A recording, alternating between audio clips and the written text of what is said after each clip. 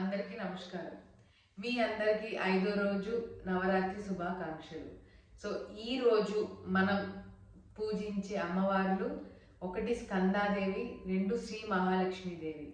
So వీరి గురించి, వీరి యొక్క గుణాల గురించి, అలాగే ఈ గుణాలని మన జీవితంలో ఎలా ఇంప్లిమెంట్ చేయొచ్చు అనేది నేను ఈరోజు మీకు వివరిస్తాను. సో మొదటిగా మనం స్కందాదేవి గురించి మాట్లాడుకుందాం. స్కందాదేవి కుమారస్వామి తల్లి. ఆమె ఈ భూలోకంలో ఉన్న దేవతలందరినీ రక్షించడానికి ఒక రక్షకుడుగా కుమారస్వామిని సృష్టిస్తుంది. అయితే ఆ కుమారస్వామికి ధర్మం, నిస్వార్థమైన సేవ, నిస్వార్థమైన ప్రేమ కుమారస్వామికి అన్నీ నేర్పిస్తుంది. అయితే స్కందాదేవి ద్వారా మనం ఏం నేర్చుకోవాలి? పిల్లల్ని ఎలా పెంచడం అనేది నేర్చుకోవాలి. పేరెంటింగ్. ఎందుకంటే తల్లే మొదటి గురువు ప్రతి బిడ్డకి కూడా. సో ఆ బిడ్డకి ఏది చెయ్యకూడదు అని చెప్పే బదులు ఏది చెయ్యాలో అని ఎక్కువ నేర్పించాలి. అది ఏంటి అంటే ఎలా ధర్మంగా ఉండాలి, ఎలా సత్యమే మాట్లాడాలి, ఎలా ధర్మబద్ధంగా ఈ యొక్క లోకంలో ముందుకు వెళ్ళాలి.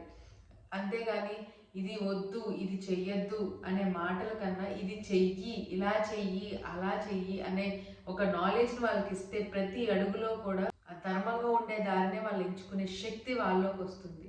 అలానే మనం పెంచి కొద్ది మనం ఒక స్వార్థపూరితమైన ఎక్స్పెక్టేషన్స్ అనేది పిల్లల మీద పెట్టుకుంటాం. ఎలాగంటే వీడికి ఫస్ట్ ర్యాంక్ రావట్లేదు, లేదంటే వాడు డాక్టర్ అవ్వాలంటే చదవట్లేదు, వాడికి జాబ్ రావట్లేదు. ఇవన్నీ వాళ్ళు ఒక మెంటల్ టెన్షన్ని మనం తీసుకొస్తూ ఉంటాం. కానీ చిన్నతనం నుంచి కూడా మనం ధర్మం అంటే ఏంటి, నీ బాధ్యత అంటే ఏంటి, నీ యొక్క వాల్యూస్, ఎథిక్స్ అంటే ఏంటి అని చిన్నప్పటి నుంచి మనకు చదువులు ఎంత ఇంపార్టెంట్గా వాళ్ళకి నేర్పిస్తున్నామో, చదువు ఫిజిక్స్ చాలా ఇంపార్టెంట్, కెమిస్ట్రీ చాలా ఇంపార్టెంట్, మ్యాథ్స్ చాలా ఇంపార్టెంట్, ఇంగ్లీష్ స్పీకింగ్ చాలా ఇంపార్టెంట్ అని ఎలా నేర్పిస్తున్నామో అలానే ధ్యానం చాలా ఇంపార్టెంట్, జ్ఞానం చాలా ఇంపార్టెంట్, ధర్మంగా ఉండడం చాలా ఇంపార్టెంట్, సత్యమే మాట్లాడడం ఇంకా ఇంకా ఇంపార్టెంట్ అని వాళ్ళకి నేర్పిస్తూ ఉంటే వాళ్ళ జీవితంలో ఉన్న స్థితి నుంచి ఉన్న స్థితికి చక్కగా వెళ్ళే ఒక దారిని వాళ్ళే వేసుకుంటారు. సో ప్రతి తల్లి మొదటి గురువు కాబట్టి ఆ తల్లి మాత్రమే ఈ జ్ఞానాన్ని ఇవ్వగలదు. సో ప్రతి తల్లిదండ్రులు కూడా చక్కగా మీ పిల్లలకి ఏది ధర్మమైన మార్గం, ఏది అధర్మమైన మార్గం, ఎలా ఉండాలి అనేది మీరే మొదటి గురువులు కాబట్టి మనం చక్కగా ఆ పిల్లలకి నేర్పించవచ్చు.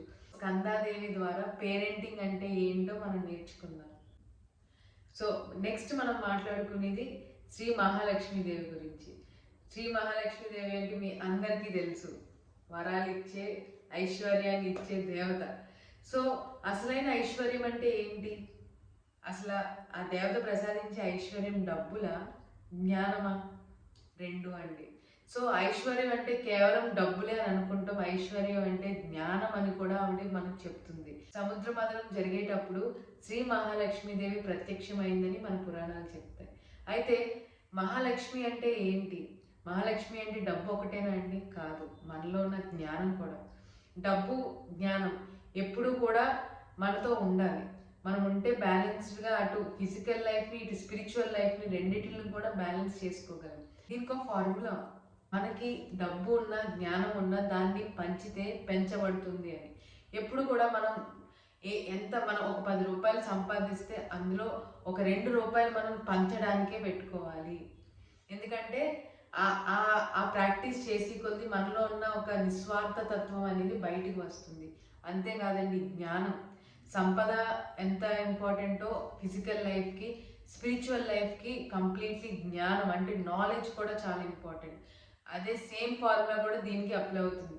నీ జ్ఞానం 10 మందికి పంచితే నీ జ్ఞానమే పెంచబడుతుంది అని. సో ప్రతి ఒక్కళ్ళు కూడా లక్ష్మీదేవి ద్వారా తెలుసుకోవాల్సింది ఏంటంటే కేవలం డబ్బు ఒకటే కాదు, డబ్బుతో పాటు జ్ఞానాన్ని కూడా పెంచుకుంటే దాన్ని ఎంత ధర్మంగా మనం వినియోగించాలి అనేది మనకి కాన్షియస్లోకి వస్తుంది. సో ఇది మీకు అర్థమైందని అనుకుంటున్నాను. సో ఇది మీకు అర్థమైందని అనుకుంటున్నాను. సో స్కందాదేవి ద్వారా మనం నేర్చుకోవాల్సింది తల్లి నిస్వార్థమైన ప్రేమ.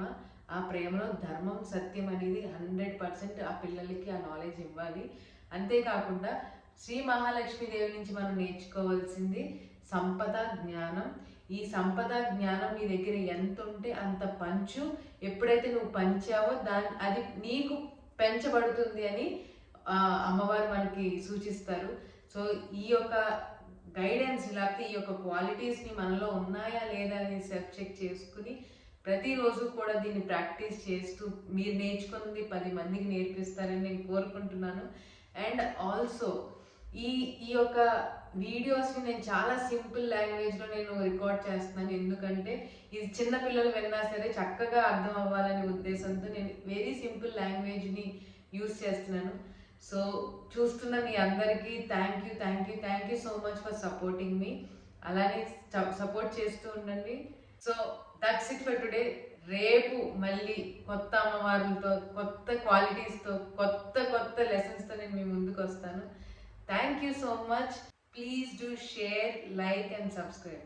Thank you.